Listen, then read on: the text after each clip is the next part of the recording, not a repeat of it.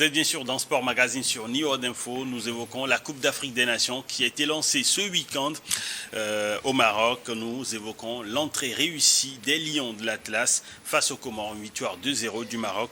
Nous parlons également de l'entrée réussie de l'Afrique du Sud ou encore de deux autres équipes favorites comme l'Afrique du Sud qui a également remporté une victoire. Et puis nous allons aussi évoquer la déception du Mali face à la Zambie. Alors pour évoquer ces différents sujets avec moi sur ce plateau, j'ai Elom Nayo, notre consultant maison. Elom, un plaisir de vous revoir dans Sport Magazine. Il y a plaisir d'être là, Emout. Voilà, on est encore là et ça fait plaisir. Alors Dodo Aziadou également sur ce plateau, entraîneur, notre consultant également. Dodo, plaisir de toujours accepter notre invitation, un plaisir de vous avoir. Le plaisir est toujours partagé. Bonjour à tous les internautes qui nous suivent partout.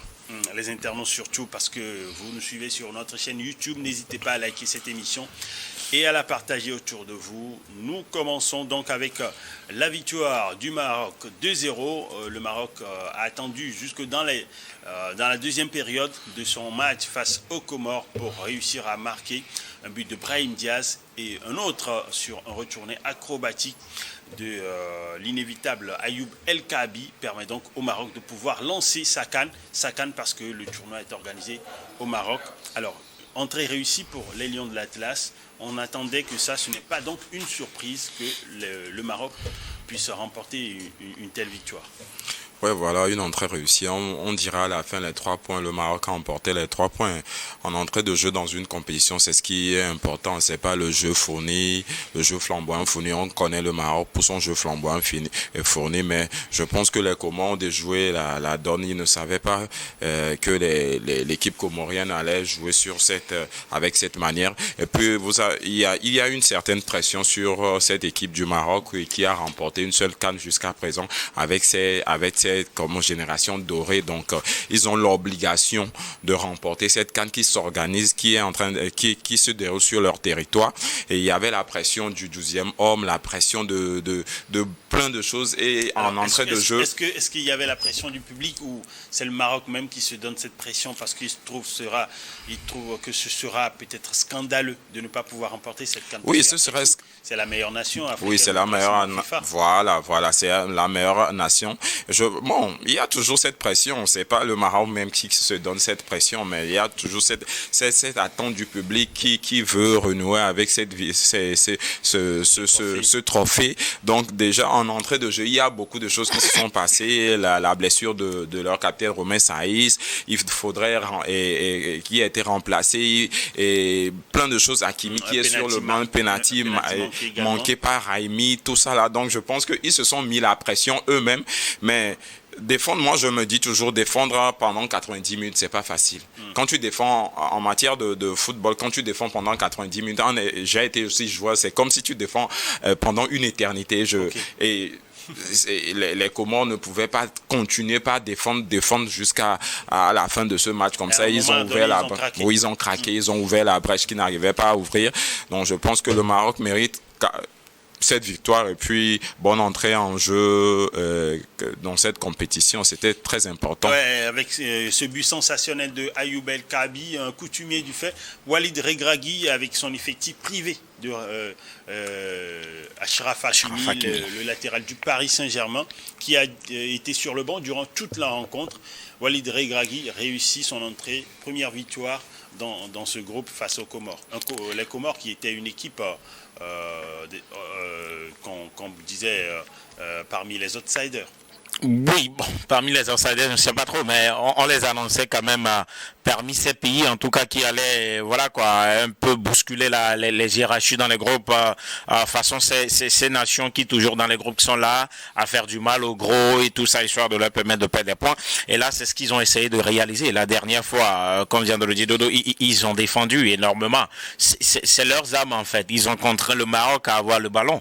Pourtant, c'est que le Maroc aussi n'est pas tellement une sélection qui est très fan, voilà quoi, de la possession de la balle et tout ça. Mais là, ils l'ont eu et on a vu qu'ils ont eu un peu du mal parce qu'on n'a pas vu de très beaux mouvements, on n'a pas vu de très belles combinaisons. Par contre, on a vu des individualités comme, par exemple, comme Brahim Diaz, qui à chaque fois, même s'il gardait trop la balle, il voulait faire beaucoup de trucs et également les autres. à l'arrivée, ils ont gagné. C'est l'essentiel pour cette rencontre. Quand vous êtes une nation haute et il y a cette pression, on voyait déjà qu'à la mi-temps, ils se faisaient huer par leurs propres supporters. Donc ça veut dire que c'est quelque chose qui a très mal commencé pour eux sportivement, même si on peut parler de la cérémonie, tout ça qui était belle, mais sportivement, ça a très mal démarré à l'arrivée. Ils ont été sauvés, voilà, par ces deux buts de Brahim Diaz et surtout ce ciseau très très magnifique d'Ayoub El Kaabi, qui est coutumier du fait, comme je venais de le dire. Il en a marqué de plusieurs, et donc voilà, il a signé déjà, voilà quoi, sa titularisation pour le deuxième match, parce que voilà, Raimi n'a pas été vraiment ça n'a pas été vraiment ça.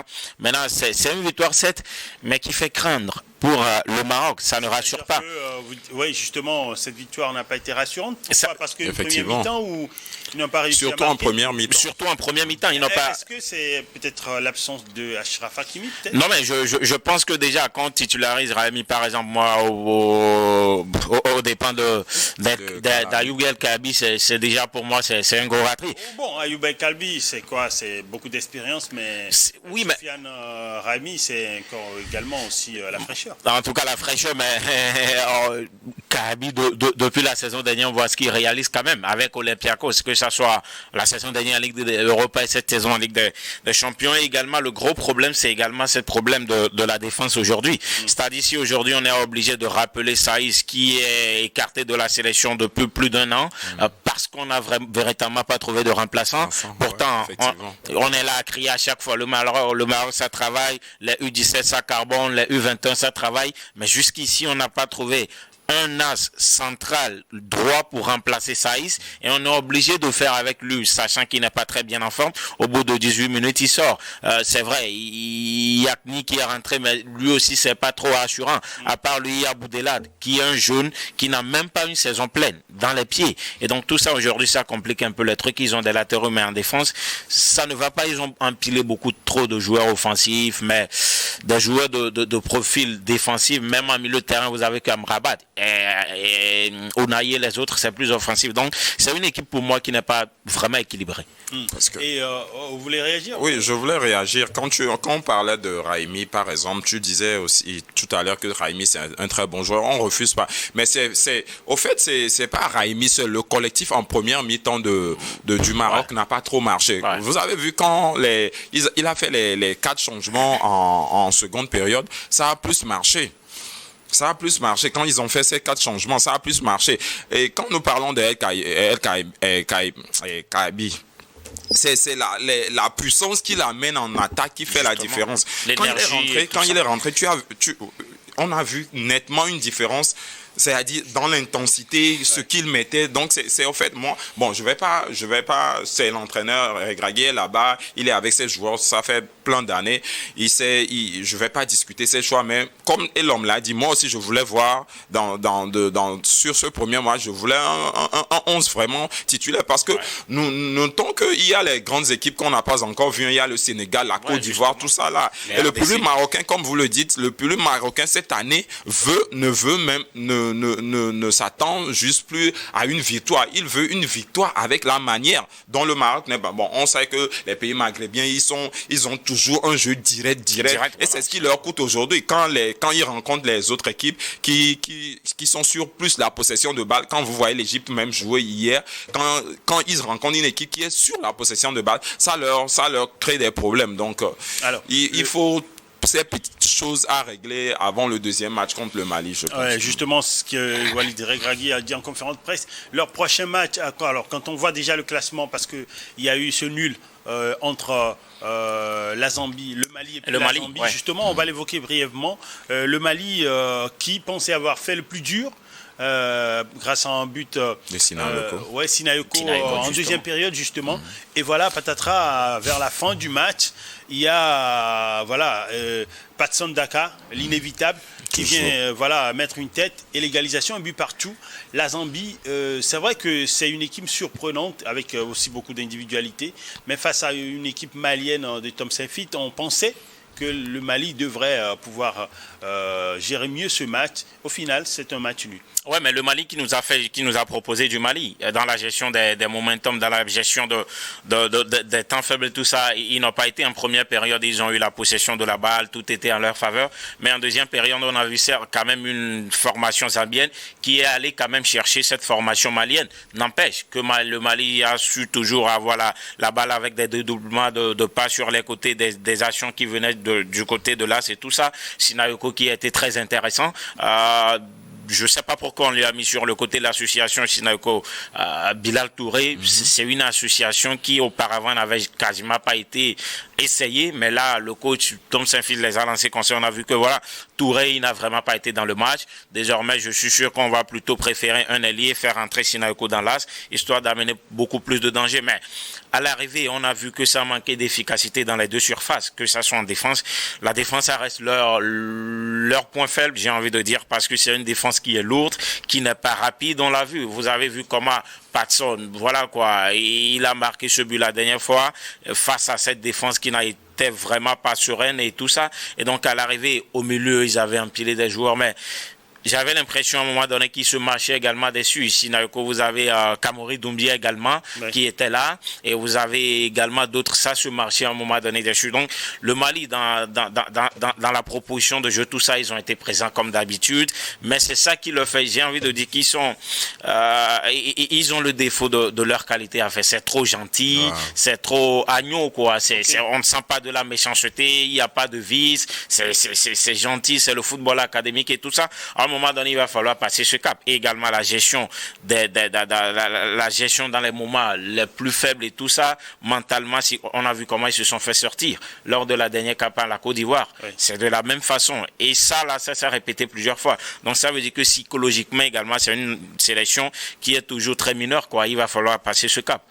Passer ce cap de cette naïveté également qui leur fait défaut, et puis qu'est-ce que je dis, qui est plutôt leur je peux dire grand défaut. Après aussi on peut pas leur reprocher face à la Côte d'Ivoire, il y a eu le Sénégal qui est passé. Comme l'homme l'a dit, le Mali nous fait toujours le Mali. C'est une équipe comme il le dit, c'est à un niveau de la compétition, il faut hausser le niveau. C'est la CAN quoi. C'est la CAN. On n'est plus que c'est pas comme une compétition pour les académies où on est en train de jouer des compétitions pour se qualifier pour la CAN. Donc moi toujours le Mali nous habitue à toujours jouer des jeux flamboyants. C'était comme le Mali de Bassala Touré.